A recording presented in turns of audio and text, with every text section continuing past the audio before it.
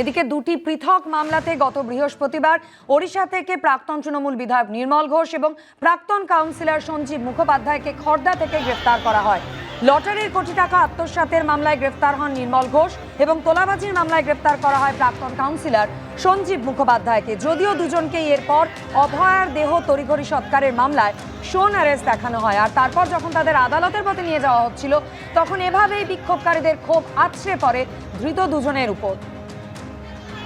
আর সেই ঘটনার পরই অভয়ার মা তথা বিজেপি বিধায়ক রত্না দেবনাথ তাঁর প্রতিক্রিয়া দেখাবো আপনাদের।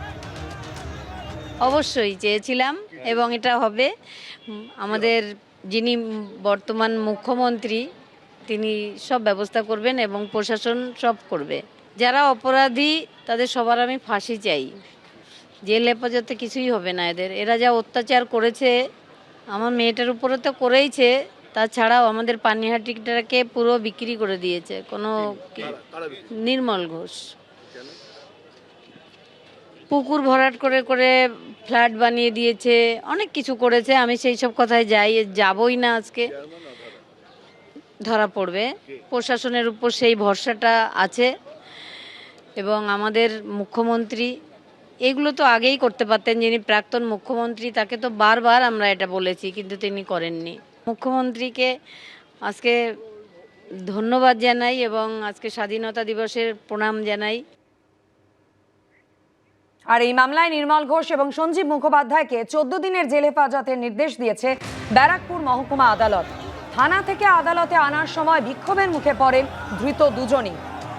ছোড়া হয় ডিম, জুতো, কাদা।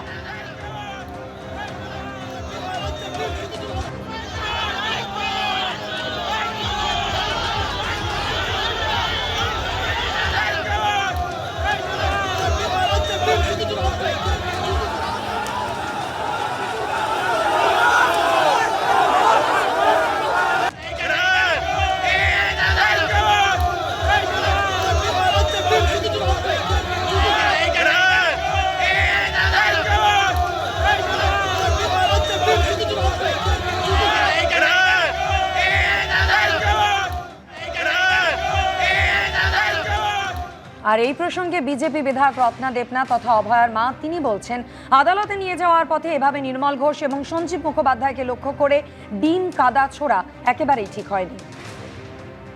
এটা আমি অ্যালাউ করি না। অন্যায় যারা করবে তারা ধরা পড়বে, কিন্তু সাথে সাথে আমরা মানুষও যেন অন্যায় না করি, কারণ কোনো অন্যায় আমি সহ্য করি না। এই যে ডিম ছোড়া, পুলিশ তাদের হেফাজতে নিয়েছে, পুলিশ প্রশাসন তাদের শাস্তি দেবে, সেটা মানুষ কেন হাতে তুলে নেবে? এটা আমি পছন্দ করিনি। যাই হোক না কেন, উনি 80 বছরের একজন লোক, উনি হয়তো হার্ট অ্যাটাকও হয়ে যেতে পারে। তখন আমরা প্রমাণ কোথায় পাবো? ওনার থেকে কি তথ্য পাবো আমরা? তখন বয়স্ক লোক, আমি এটা মন থেকে মানিনি। এবিপি আনন্দ এগিয়ে থাকে, এগিয়ে রাখে।